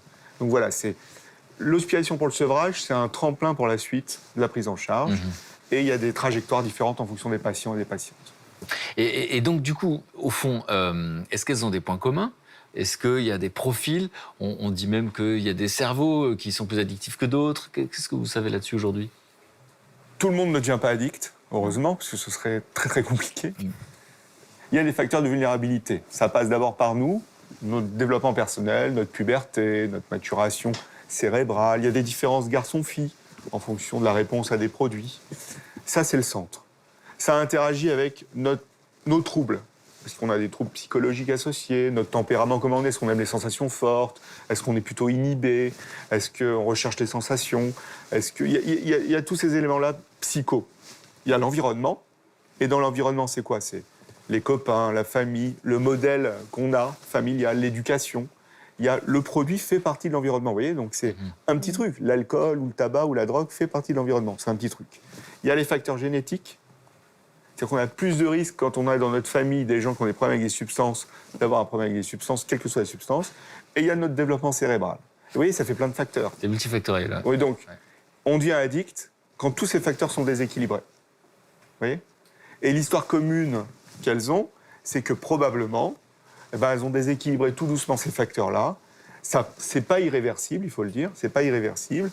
Il y a une réversibilité, il faut s'accrocher, il faut prendre du temps. Les groupes d'autosupport, c'est super. C'est quoi les groupes Les groupes de parole ? Les groupes de parole, les groupes d'entraide, c'est super. Le suivi médical, le suivi psycho, le suivi psychiatrique, le suivi social. Vous voyez, c'est multimodal. Tout à fait. Et il faut s'accrocher, et on s'en sort. C'est ça votre message. Et vous, votre message, c'est quoi ? Mais du coup, étant donné que ma consommation excessive a commencé assez tôt, donc après le lycée, c'est vraiment pour sensibiliser les jeunes à propos de l'alcool, parce que même dès le collège, je sais pas maintenant comment ça se passe, mais j'ai l'impression, en tout cas de ce que je peux voir ou entendre, que la consommation d'alcool désormais commence de plus en plus tôt. Vous confirmez, Laurent ? Oui. Il y a des chiffres, on connaît l'âge moyen ? On va dire 13-14 ans. Tabac, alcool, cannabis. Ça surprend, ça vous surprend ? Oui, ça me surprend. Et en même temps, c'est vrai que j'ai souvent entendu des jeunes dire oh là, putain, je me suis pris une race, une cuite la nuit dernière, je suis vraiment alcoolique, quoi. Il y a cette notion, en fait, de pas prendre la chose au sérieux. C'est tellement... après, c'est tellement fait dans un environnement festif, c'est-à-dire que, voilà, t'es avec tes amis, voilà, vous consommez et tout, et finalement, c'est des soirées qui finissent par se répéter. Et tu peux vite dériver et consommer ensuite plus que de raison. Après, je ne sais pas si l'alcoolisme festif pur et simple, c'est-à-dire vraiment consommer beaucoup d'alcool, mais tout le temps en étant entouré, je ne sais pas si ça existe, ou alors si ensuite il y a ce dérapage qui fait qu'on se met à consommer, admettons, dès qu'on entre chez soi et qu'on se retrouve tout seul. Laurent, est-ce qu'on peut souffrir d'alcoolisme sans qu'on s'en rende compte, parce que justement c'est toujours festif. Il n'y a pas cette prise du produit seul, j'allais dire. Ça dépend de l'âge. Déjà, faut dire, c'est super de dire ça pour le message de prévention pour les jeunes. Il faut dire que plus on consomme précocement de l'alcool, plus il y a des risques pour le cerveau, puisque le cerveau n'a pas fini sa puberté cérébrale. Ça finit vers 20-25 ans. Et deuxièmement, se faire des grosses consos. Alors c'est vrai que les binge drinkers, ils vont pas tous devenir dépendants, ceux qui se prennent des grosses cuites en groupe comme ça, mais il y a un risque pour une petite partie vulnérable, et ça c'est imprévisible. Donc Non, il n'y a pas de grosse consommation à plusieurs et on n'a pas de problème. On peut avoir des problèmes qui ne sont pas forcément de l'addiction, mais on peut avoir d'autres problèmes. Vous avez 16 ans Oui. et donc vous entendez Julie faire de la prévention. Bon, vous n'aviez pas besoin de la rencontrer pour savoir que c'était dangereux compte tenu de votre histoire et votre vécu. Et autour de vous, justement, à 16 ans, vous voyez des jeunes qui sont tentés par ça? Oui, plusieurs de mes amis sont, par exemple, ne savent pas s'amuser sans boire, ne savent pas aller quelque part sans boire. Ce qui n'est pas mon cas. Moi, je n'ai pas besoin de boire, je ne bois pas de toute manière, donc voilà. Bon, comment s'est passée finalement la suite de votre histoire? Parce que ça a été comme une sorte de parenthèse, ces 6 ans de descente aux enfers, pour reprendre votre formule. Et donc, du coup, la suite de votre relation finalement? Moi, j'ai repris ma place de maman. J'ai dû jouer un petit peu des coudes pour lui dire maintenant tu t'occupes de toi et c'est moi qui reprends ma place. Maman est suffisamment forte. Il a fallu une petite période d'adaptation quand même, où quand je rentrais de mes activités à moi, je subissais un petit examen de contrôle. Si j'étais 10 minutes en retard, c'était un peu de panique. Voilà, je pense que oui, il faut un peu le temps il a fallu du temps pour que je regagne sa confiance. Ça n'empêche que je pense qu'elle sera toujours inquiète pour moi dans des moments forts de notre vie. Ça s'est produit déjà quelques fois où que ce soit elle ou que ce soit ma sœur, elle m'appelle parce qu'elle est la semaine à l'école, elle m'appelle le soir, je suis un peu endormie et puis donc je réponds avec une voix endormie. Et maman, ça va? Et là, je sais, quand elle me fait maman, ça va. Il y a des traumatismes. Je sais ce que ça veut dire. Non, Kelly, j'étais endormie, j'attendais ton appel, voilà. Mais maintenant, voilà, on vit très très bien. On a une relation très très forte aussi, toutes les deux. Vous diriez ça, Kelly? Oui. Aujourd'hui, vous avez le sentiment que vous allez bien? Moi, oui, maintenant, je vais mieux. Oui. Et vous avez une relation fusionnelle? Oui, je ne saurais pas vivre sans ma maman. Et donc, la raison de votre présence ici, c'est quoi? Le message, finalement, pour vous, c'est quoi, Kelly? Surtout les ados qui sont dans mon cas, ou les enfants qui sont dans mon cas, en parler. Parce que moi, j'ai fait l'erreur de ne pas en parler, de garder toutes mes émotions pour moi, toute ma colère, je l'ai gardée pour moi jusqu'à il n'y a pas longtemps. Et donc, je me suis détruite, on va dire, plus ou moins. Et donc, il faut en parler et ne pas avoir honte d'avoir quelqu'un de sa famille qui est alcoolique. Qui souffre de ça? Vous confirmez? Complètement. L'idée d'en parler quand on est adolescent, qu'on est sûr. confronté à ça. Ouais, Et en parler à qui? Il y a des professionnels pour ça. On peut aussi en parler à des membres de sa famille qui sont directement touchés. En tout cas, pas gérer tout seul. Non, gérer tout seul, non. Mais même quand on est malade, gérer tout seul, c'est très compliqué. Bon, on va continuer cette conversation dans un instant. Je voudrais vous emmener en Bretagne. Une association a été créée par d'anciens malades, des gens qui souffrent d'alcoolisme et qui prennent en charge, finalement, des gens qui sont dans la situation dans laquelle vous étiez. Je vous propose de voir quelle est leur méthode et leur état d'esprit.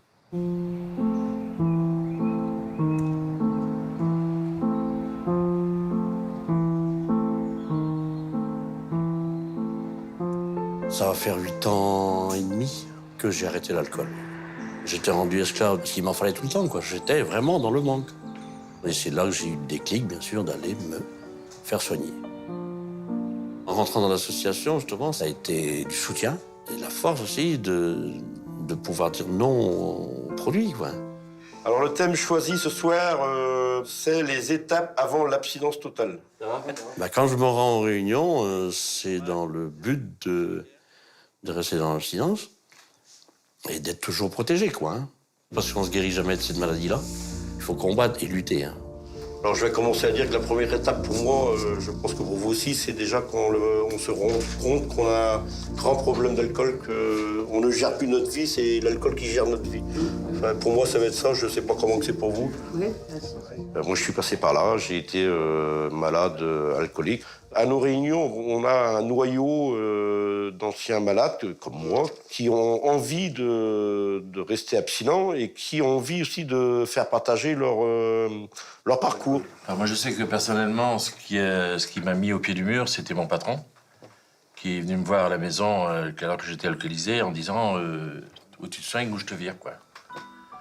Et ça a été le déclic. Et dans la semaine qui suivait, une lettre de ma fille me disant que que c'était fini, que je verrais plus mes petits-enfants. Quand j'entends les témoignages des autres, je me retrouve. Je dis, bah oui, ils sont dans le même cas que moi. Et c'est ça aussi qui aide, ah oui, parce qu'au départ, on a honte de dire, quoi, comment on était et de dire ce qu'on faisait, quoi.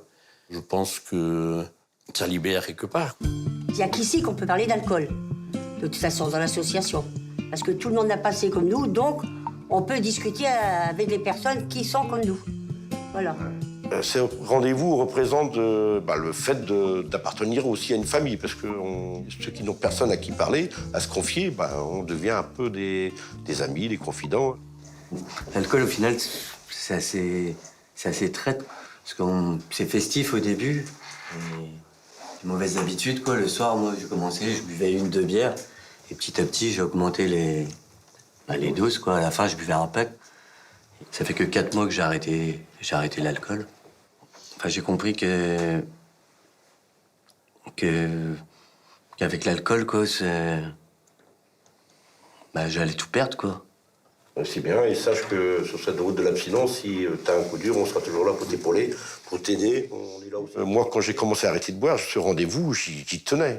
Ça réveille la petite flamme qui dit il faut continuer le chemin sur la route de l'abstinence, quoi. Et voilà, on a pris cette route de l'abstinence, il faut rester dessus. Ce qui est difficile, c'est d'être au contact de l'alcool toute une journée, par exemple.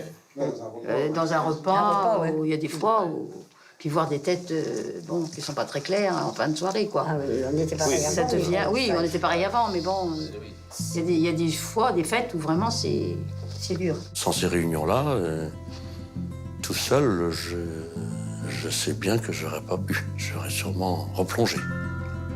J'étais très heureux de pouvoir m'en sortir. Alors je voudrais qu'eux, ils soient aussi heureux que moi. Justement, en arrêtant. Comme moi, j'ai réussi à le faire, quoi. Alors, vos réactions dans un instant, je vous présente mes camarades qui nous ont rejoints, Émilie, Brigitte et Luc. Salut. Bonjour. Camarades. Bonjour. Nathalie, parler à des gens qui ont vécu la même chose, c'est quelque chose que vous faites toujours? Je fais toujours, oui, 1 fois par semaine. Qu'est-ce qu'on y trouve qu'on ne trouve pas ailleurs?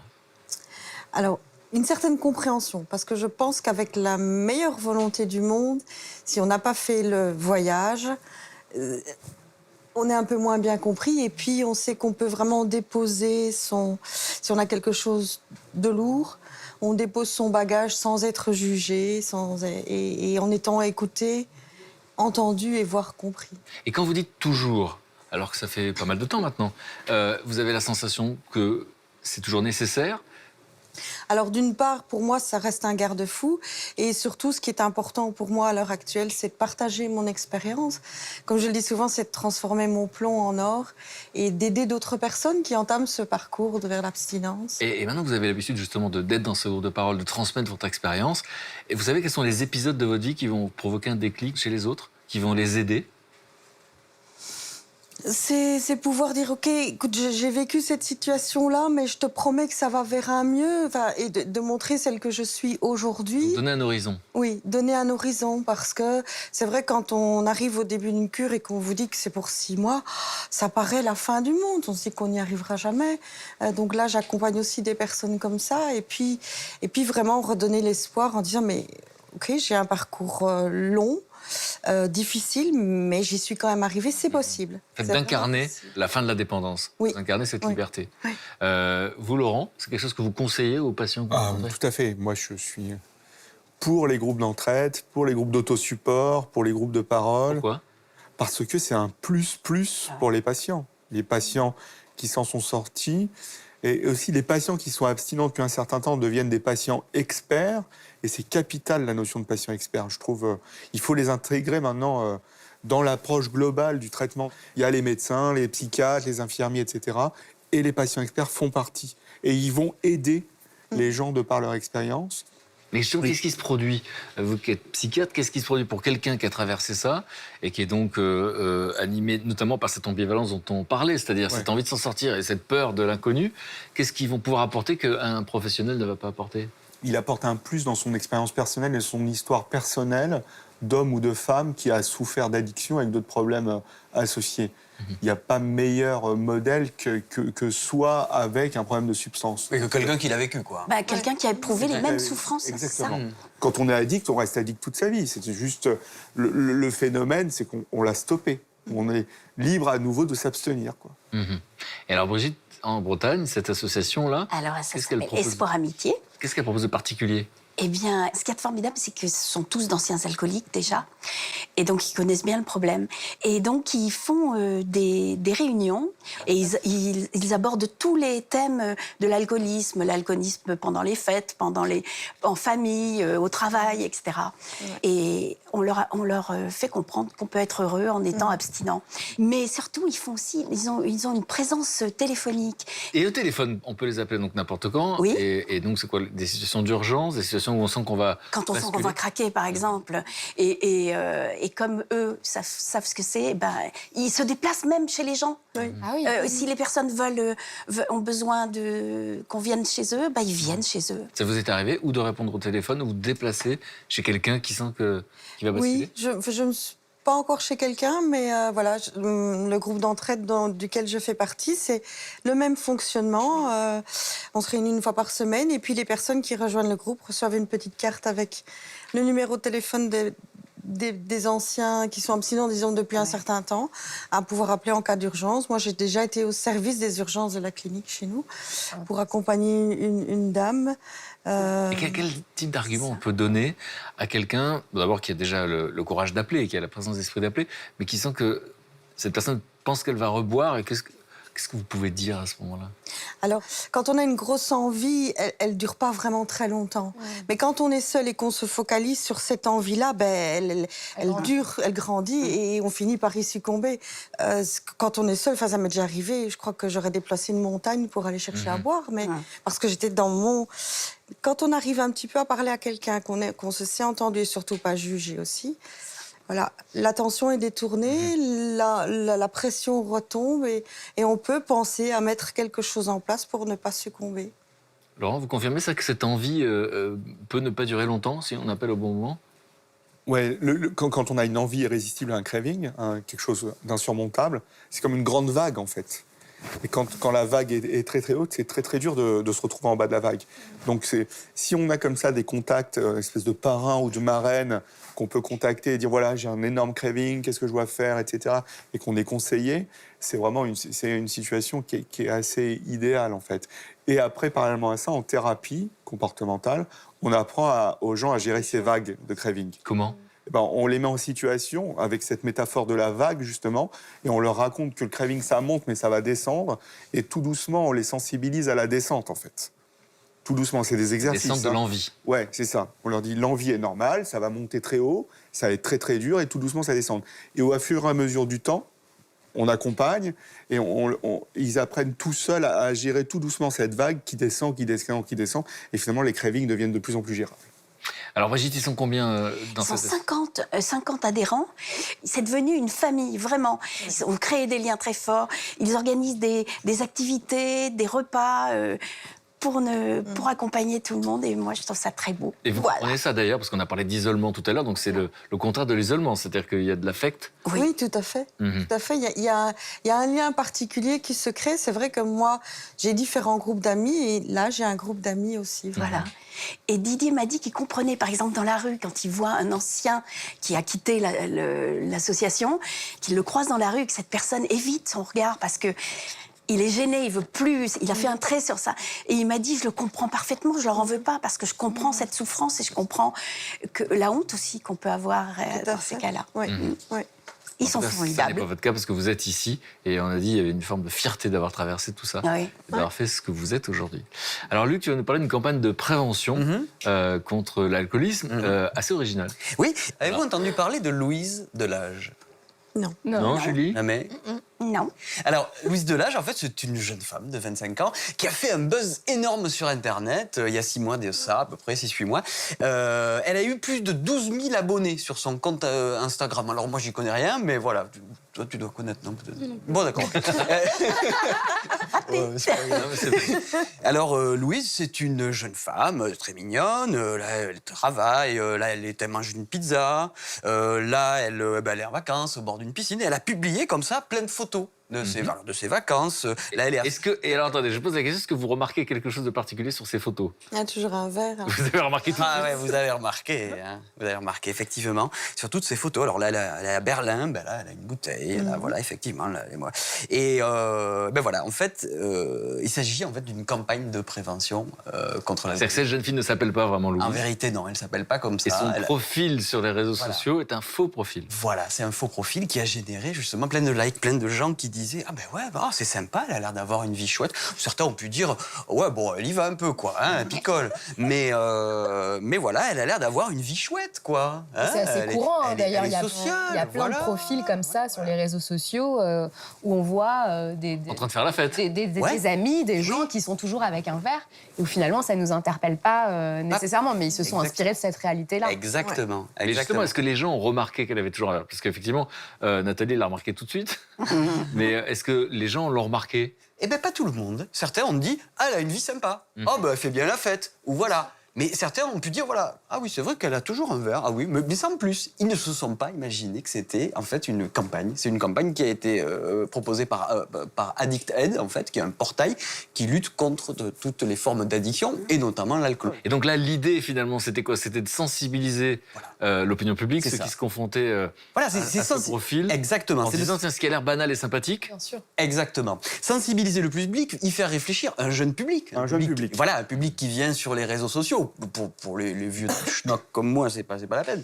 Mais effectivement. Et l'idée, c'est de dire, on a peut-être dans notre entourage des gens comme ça qui ont l'alcool mondain ou qui ont un sens de la fête et tout ça. Et est-ce que ça ne cacherait pas justement une souffrance, une dépendance, quelque chose de plus profond et de plus dramatique, quoi. Et donc, du coup, cette jeune fille ne s'appelle pas Louise? Non, elle ne s'appelle pas Louise. D'ailleurs, je ne sais pas comment elle s'appelle. C'est un mannequin. C'est une jeune femme qui est étudiante en histoire de l'art. Un mannequin. Non, pas un mannequin. Elle est mannequin. Elle est absolument. Et elle a participé à cette campagne. Mais voilà, en vérité... D'ailleurs, on cache son vrai nom. Et on cache son vrai nom, elle ne veut pas, mais elle a participé généreusement. Mais je pense qu'il faudrait reproduire ce genre de campagne. Pourquoi? C'est important, les campagnes de prévention, c'est comme des vaccins. Il faut des injections de rappel pour toujours se souvenir. En France, il n'y en a pas assez, je pense que... Et vous pensez que la prévention, c'est utile? C'est capital. Mais une campagne comme celle-là, parce qu'elle est sympathique, elle est originale... Mais il faut la répéter. Mais imaginons que... est-ce que vous pensez, et c'est une vraie question, c'est-à-dire, sur tous les gens qui ont vu ça, pour quelqu'un qui l'aurait remarqué, elle a un verre à chaque fois, il y a un problème, et d'un coup, ça renvoie à sa propre vie, c'est ça? Ça renvoie, surtout sur une population jeune, mais les jeunes peuvent être touchés et sensibilisés, mais il faut répéter les choses pour qu'ils aient des messages. Et surtout, moi, je pense que ce genre de campagne, ça pousse à s'interroger sur sa propre consommation. Bien et aussi sûr. peut-être les photos que nous, on publie. Mais peut-être que, après, si vous remontez sur votre fil de photos, vous vous rendez compte que, mais moi, j'ai publié aussi sur mes 10 dernières photos des photos où j'avais un verre à la main, où j'étais avec une cigarette, parce que c'est cool d'avoir une cigarette et d'avoir un verre. Mais c'était pas si cool que ça. Et Julie, avant que ce soit grave dans votre situation, mais au début de votre consommation, si cette campagne s'était présentée à vous, vous pensez que vous auriez fait le lien avec votre propre vie? Non, du tout. Après, je trouve que c'est une super idée que ça a été fait sur Instagram, parce que c'est vrai que du coup, on montre ce qu'on mange, ce qu'on boit, voilà, on fait la fête, etc. Tout est bien, tout est beau. Et du coup, l'alcool passe comme ça de manière... sournoise. Voilà. Ouais. Et ce qui est intéressant avec ce mode, cette forme de communication, en fait, c'est que ça change des campagnes habituelles où on pouvait miser sur un accident de voiture parce qu'on a trop bu, ou une agression parce qu'on... Les conséquences graves. Là, on a... Là, on met en scène la banalité de la question. Ouais. De toute façon, c'est ça. Les messages chez les jeunes, leur dire... Tu vas être malade, tu vas avoir un problème au foie, tu vas avoir un problème au cerveau, tu vas faire un accident vasculaire cérébral. C'est plus tard. Tu vas avoir un accident de voiture. OK. Surtout les messages médicaux forts, les conséquences médicales de l'alcoolisme, les jeunes, ils s'en foutent. Parce que ça paraît dans longtemps. Eux, ils se disent, moi, j'ai pas ça. Il n'y a pas de problème. Moi, je trouve que ça, ça, c'est quand même... Ah ouais, on peut le faire quand même. Mais il faut répéter. Il y a une vraie force, parce que, en fait, c'est pour montrer que l'alcoolisme, il est partout. Il est partout dans notre société. Et surtout, parce qu'on dit l'alcoolisme, parce que la présence de l'alcool, contrairement à d'autres drogues qui sont plus dures et qui paraissent comme ça marginales, c'est qu'il y a un vocabulaire assez incroyable, c'est festif. Il y a même des formules extraordinaires quand même. Je ne sais pas si ça existe dans toutes les langues. Un dernier pour la route, c'est pas mal quand même. Ouais, un dernier pour la route. Mais un dernier pour la route, c'est valable aussi pour toutes les drogues. Hein. Ouais. Mais ce que je veux dire, c'est que du coup, le fait que ça soit extrêmement répandu, c'est difficile de voir quand c'est grave ou quand c'est pas grave. C'est dans le défilé historique en fait des photos. En fait, ça commence, c'est quelque chose de très festif. Hein. Et au début, j'ai rien vu arriver. Et à la fin, c'est tsunami de catastrophe. Quoi. C'est quand même 50 000 morts par an en France. Uniquement dû à l'alcool. Hein. Ouais. C'est une deuxième cause de mort évitable. De mort évitable, on appelle ça comme ça. La première, c'est le tabac. Donc ce compte, il est toujours actif, on peut le voir, il n'est plus alimenté maintenant qu'on a révélé que c'était un faux compte, mais ça a généré plus de 50 000 likes. Donc c'est quand même... C'est énorme. Énorme. Louise ? De l'âge. De l'âge. Il n'existe pas. D'accord, il n'existe pas. Peut-être des homonymes. Émilie, donc on a parlé de la prévention, et là tu viens nous parler de quelque chose de je sais pas comment on dit Une d'ailleurs. nouvelle solution. Pour guérir. Et là, évidemment, l'avis de Laurent, psychiatre, m'intéresse vraiment, puisque c'est la nouvelle... Sur Émilie ou sur... Alors, donnez votre avis sur ce que vous voulez. Comme vous. On va avoir des problèmes à la maison. Coucou chérie. Et donc, précisément, Émilie, c'est la technologie, maintenant, qui semblerait venir en aide à ceux qui souffrent d'alcoolisme. Alors, les scientifiques s'intéressent à un nouveau phénomène, à la réalité virtuelle comme traitement thérapeutique pour pouvoir soigner les addictions et plus particulièrement l'alcoolisme. Alors, la réalité virtuelle, qu'est-ce que c'est ? C'est un petit casque que vous mettez comme d'ailleurs, c'est dans le mauvais sens, comme des lunettes qui vous projettent des images qui sont très proches de la réalité. Et c'est d'ailleurs assez bluffant. Je ne sais pas si vous avez déjà essayé la réalité virtuelle. Vous avez déjà essayé ?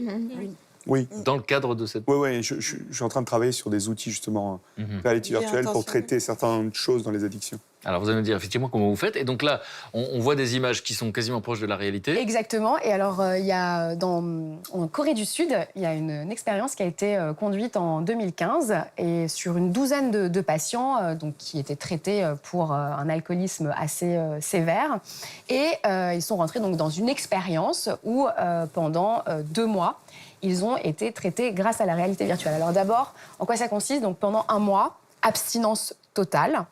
Et ensuite, au bout de 1 mois, ils sont entrés dans un processus où pendant 5 semaines, 2 fois par semaine, ils sont exposés à des mini-scénarios de la vie réelle, où ils sont dans des mises en situation où ils pourraient tenter de boire de l'alcool. Alors le premier scénario, on leur projette des images ultra relaxantes, où il ne se passe rien, donc ils sont relax. Le deuxième scénario, ils sont dans une maison où il y a plein de gens autour d'eux qui font la fête et qui boivent de l'alcool. Donc là, forcément, on suscite chez eux ce que vous appeliez le craving, c'est ça. Donc ils ont envie de boire, mais ils ne peuvent pas, puisque c'est une situation virtuelle, mais dans leur cerveau, c'est ce qui se passe. Et enfin, troisième scénario, on leur projette des scènes de personnes qui ont beaucoup bu et qui se retrouvent malades après avoir surconsommé de l'alcool. C'est Orange Mécanique, ton truc, quoi. C'est un peu ça, écoute. Et donc, du coup, les gens sont confrontés à ces images. Et il y a quoi ? Il y a Pendant 5 semaines, il y a un 2 fois par professionnel qui est là pour semaine. observer ce que ces personnes ressentent. Donc, il y a les scientifiques, les chercheurs, les thérapeutes les entourent. Et ensuite, pour voir ce qui s'est passé, les chercheurs vont aller observer une imagerie cérébrale pour se rendre compte de s'il y a eu un changement ou pas. Alors, et c'est là que c'est intéressant.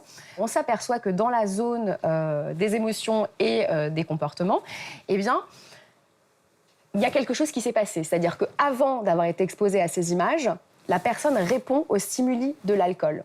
On le voit, en fait, cette zone s'éclaire au niveau de l'imagerie cérébrale. Et après avoir été exposé pendant 5 semaines à ces images, le stimuli est freiné, en fait, dans le cerveau. Donc, au bout de 5 semaines, la personne, le patient, qui est donc traité pour alcoolisme sévère, n'est plus... a moins envie de boire. N'est plus addict. Son cerveau n'est plus addict, a été rééduqué et son cerveau n'est plus addict à l'alcool ou à d'autres d'ailleurs. Corée du Sud, expérience. Expérience. Et alors vous, Laurent, votre regard par rapport à ça, vous aviez entendu parler de ça, vous travaillez déjà là-dessus. Est-ce que vous pouvez expliquer ce qui est en jeu ? Oui, en fait, c'est une étude de très bonne qualité. En fait, on habitue les gens avec des techniques comportementales, et là notamment la réalité virtuelle, on les habitue à gérer des stimuli externes qui vont déclencher des cravings, en fait. Et ce que décrit Émilie, c'est que une fois qu'ils ont été bien conditionnés, 5 semaines après, on voit avec une preuve cérébrale que finalement, quand ils sont exposés à des hameçons d'alcool, ils réagissent moins sur « je vais tout de suite aller dans une situation réelle, aller consommer ». En fait, c'est ça. En fait, la réalité virtuelle est un outil ici qui aide à gérer, par exemple, les envies fortes. Mais est-ce que ça... Parce que donc c'est la technologie, donc c'est assez impressionnant, il y a un côté futuriste, mais est-ce que ça reviendrait au même, finalement, et ça prendrait peut-être plus de temps, mais d'aller avec cette personne en soirée pour l'exposer de la même manière aux tentations? Alors, les situations d'immersion, là, ça existe aussi en thérapie comportementale. C'est-à-dire on peut faire de l'immersion en imaginaire, c'est-à-dire on est en face à face et je vous mets en immersion, soit en situation réelle. Alors c'est rare que tous les thérapeutes se déplacent en boîte de nuit, etc. C'est un peu compliqué à gérer. Mais vous n'êtes pas cool, hein, vous n'êtes pas cool. Non, moi, je peux le faire, mais c'est un emploi du temps extensible. Mais... Voilà, c'est ça. Mais après, t'as plus de vie, mais c'est pas grave. Ça, voilà. C'est la même idée, en tout cas. C'est-à-dire qu'on pourrait faire la même chose, s'exposer sans réagir, et du coup, ça transforme... Bien sûr, mais c'est ce qu'on fait. Mais c'est de la sensibilisation, enfin, c'est de la désensibilisation. On leur apprend en thérapie à être désensibilisés face à toutes les situations à risque pour eux. Et après, ils peuvent aller, pas tout de suite, mais ils peuvent retourner en soirée, alors qu'il y a de l'alcool partout, ne pas boire d'alcool. Parce que c'est aussi dompter sa peur, dompter son appréhension, d'être confronté à la situation. On a une appréhension de se dire « Ah là là, je vais me retrouver dans une fête où il va y avoir plein d'alcool, plein de drogue, comment est-ce que je vais faire pour résister ?» Et finalement, cette réalité virtuelle, quelque part, on sait qu'on va vivre cette situation, donc notre cerveau va réagir immédiatement à un stimuli, mais on sait qu'on ne va pas y être confronté réellement. Donc, on va pouvoir apprivoiser quelque chose et être dans une reprise de contrôle. Et c'est là où c'est intéressant d'utiliser la réalité virtuelle qui peut être un vrai outil thérapeutique. Et d'ailleurs, ça traite beaucoup plus d'addiction que uniquement l'alcoolisme. Aux États-Unis, des chercheurs à l'université de Houston ont carrément construit une maison en réalité virtuelle. Et donc, en fait, vous mettez votre casque et donc vous rentrez dans la maison et là, vous allez vivre toutes les expériences possibles en termes d'addiction. Et vous apprenez à lutter et à résister face à la tentation. C'est très intéressant, c'est super prometteur. Mais là où je suis dubitative, c'est qu'on ne sait pas pendant combien de temps après ont été rééduquées véritablement ces personnes. C'est-à-dire qu'au bout de 5 semaines, finalement, elles avaient peut-être plus envie de boire. Mais au bout d'1 an, peut-être qu'elles ont rechuté ou peut-être qu'elles ont eu à nouveau envie de boire. Et on ne connaît pas l'efficience de cet outil thérapeutique de la réalité virtuelle dans la durée. Parce qu'on n'a pas de recul encore, c'est ça? Non, il n'y a pas assez de recul encore. On n'a pas assez de recul encore, mais justement, ce serait intéressant de voir, et ça se fait dans les études, on l'a vu avec des études dans la thérapie comportementale, notamment dans les addictions. On sait, par exemple, que 3 mois de traitement bien suivi, ça a un impact très positif 1 an après. Donc, il y aura, après, je pense, des études sur l'efficience à long terme, à moyen et long terme de la thérapie par réalité virtuelle. Mais encore une fois, la thérapie par réalité virtuelle, c'est un outil parmi tous les outils de la prise en charge globale. Mais on sent que vous êtes effectivement partisan de ça, de cette idée de mettre les groupes de parole et de ne pas mettre en concurrence les moyens. Vous vous rappelez des premières expositions, si j'ose dire, c'est-à-dire des premières soirées, des premières fois où ça ressemblait à une tentation? Oui, je suis allée à une fête d'anniversaire où je savais qu'il allait y avoir de l'alcool parce qu'il n'y avait pas que moi et mes amis, mais qu'il y avait d'autres personnes. Et voilà, moi, mes premières sorties, c'était comme ça. D'abord, je me faisais bien entourer. Et puis, j'ai appris à m'écouter, en fait, et à mettre mes limites, à oser le dire aussi aux autres. Et s'il est arrivé qu'un soir, je me sentais trop faible, enfin, pas capable d'affronter l'alcool ce jour-là, maintenant, c'est de moins en moins, mais je pense que si ça arrivait encore, je le dirais. Non, aujourd'hui, je viens pas. Ça va pas. Vous êtes en pleine conscience de votre émotion, de votre sensation. Oui. Et si vous vous sentez vulnérable ce jour-là, vous n'allez pas vous exposer. Non, parce que... Enfin, je veux dire, j'ai eu beaucoup trop de mal à m'en sortir. Ça a failli me coûter la vie quand même. Et donc, il est hors de question que je me mette en danger encore maintenant. En tout cas, voilà, c'est la première fois que j'entends parler de ça, de la réalité virtuelle. En plus, comme je suis un peu allergique à toute la technologie, là, forcément, ça m'embouche un coin. Merci, Émilie. De rien. Luc, notre partenaire version Femina célèbre et récompense régulièrement des initiatives qui changent le monde. Et là, on parle de quoi? Alors là, on va parler de Josette Hart. Je vous amène à Millau, près de chez moi. Près du Tarn, d'accord. Josette Hart. Millau, c'est à côté de Toulouse. Ah ben c'est quand même dans la Quand ça même t'arrange, région. quand ça t'arrange, c'est à côté de chez lui. Millau, l'Aveyron, Dès que c'est un truc Toulouse, bien, c'est à côté de chez lui. Oui, oui. Je vous emmène à Lille, à côté de chez moi. Alors, de chez moi, avant d'aller à Paris, je suis quand même allé à... Et le Millau. département l'a appelé pour le remercier pour la promotion régionale qu'il Oui, alors fait. je touche quelques subsides. Non, pas du tout. Alors je voulais vous parler, moi, de Josette Hart. Rien à voir avec Jonathan Hart et Jennifer Hart de L'amour du L'amour du risque. Non, c'est pas la Tout le monde s'en deuxième souvient. femme de Jonathan. C'est Josette Hart, qui nous vient donc de Millau, et qui a créé une autre association formidable qui vient en aide aux personnes qui souffrent d'alcoolisme ou qui sont en cure, justement, et aussi à des personnes qui sont en rupture d'emploi, en grande précarité. En fait, Josette, elle a créé une association qui plante des légumes, tout simplement. Ils font des jardins où on fait pousser des légumes bio toute l'année, et elle fait travailler tous ces... Et c'est un effet thérapeutique. Et ça a un vrai effet thérapeutique. On est au grand air, on touche la terre, ça a du bon. Et cette dame, elle a été donc finaliste du prix Solidarité version féminin en 2016. Et c'est vachement bien parce que les 2 tiers des personnes qui sont passées par cette association depuis plus de 15 ans, ils ont soit retrouvé un boulot, soit une formation qualifiante. Donc j'avais envie de tirer mon chapeau. Et en plus, ils ont mangé des bonnes imaginez, tomates. ils ont 140 adhérents qui viennent toutes les semaines chercher leur panier bio, qui sont abonnés, et ça fait du boulot, on mange bien, et ça aide des gens. Et moi, je trouve ça formidable. Bravo, Josette. Quoi. Et Nathalie, vous comprenez que toucher la terre et faire du jardinage, ça peut faire partie de ce combat. Mais c'est ce qu'elle disait, ça rompt l'isolement, ça permet... Oui, ça rompt l'isolement, et puis c'est un contact... Il n'y a pas que le problème de l'alcool, c'est l'entièreté de la personnalité. Et c'est ça qui, moi, m'a sauvée, c'est ce travail-là. Là où j'étais, on a travaillé sur la femme que je suis, la maman que je suis, la sœur, la fille. Enfin, on a fait le tour, parfois en mettant le doigt où ça fait bien mal, mais...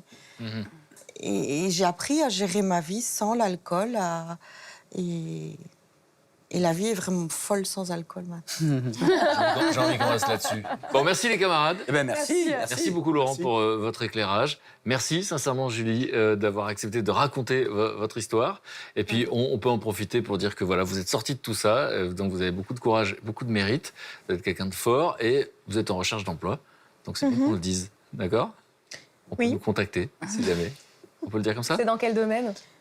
Tout ce qui va être culturel, c'est-à-dire que moi je suis très cinéma, très lecture et autres, voilà donc. Dans quelle région? J'habite au Mans, donc Pays de la Loire. Ok, c'est noté. Merci beaucoup Julie. Merci d'être venue du Mans pour nous parler de tout ça. Merci d'être venue de Belgique, toutes les deux. Bon, vous sentez? Très bien. Très bien. Nous aussi. Merci pour votre authenticité et pour votre sourire. Merci Nathalie et Kelly. Merci à vous. Et puis merci pour votre attention. J'espère que cette émission vous a plu, qu'elle vous semble utile. Si vous êtes concerné par le problème ou si vous faites partie de l'entourage de quelqu'un qui est concerné par le problème. Et vous retrouverez bien entendu l'émission en replay. Merci à vous. On se retrouve très vite sur France 2. Demain, dans 1001 vies, nos invités viendront nous parler de cet enfant dont ils étaient sans nouvelles et qui est brusquement réapparu dans leur vie. Mon frère, un jour, il m'appelle et il me dit « Je crois que je suis en train de chatter avec ta fille. » À 20 ans, Noni accouche, mais elle doit se résoudre à confier Lydie, son enfant, à l'adoption. Dès que Lydie est née, je l'ai vue 5 minutes et je ne l'ai plus jamais revue. À l'adolescence, Lydie cherche à retrouver sa mère biologique. Son grand-père lui remet alors une lettre de Noni venue du passé. Elle explique qu'elle m'a pas abandonnée, qu'elle m'aimait très fort. Enfin, je me dis qu'elle m'a jamais oubliée. Donc je me dis, allez, je vais le faire, je vais la retrouver, je me lance. François, lui, élève sa fille pendant 6 ans. Mais un jour, elle disparaît avec sa maman. Une longue attente commence. Pendant 10 ans, j'ai totalement perdu la relation avec elle, donc ça a été terrible. Sandrine a 16 ans lorsqu'elle place sa fille à l'adoption. Un geste qu'elle va regretter pendant de longues années. Jusqu'au jour où... C'est moi qui ai reçu une lettre. C'est Laetitia, elle aimerait bien me rencontrer. Je me suis assise sur le canapé, j'ai fait...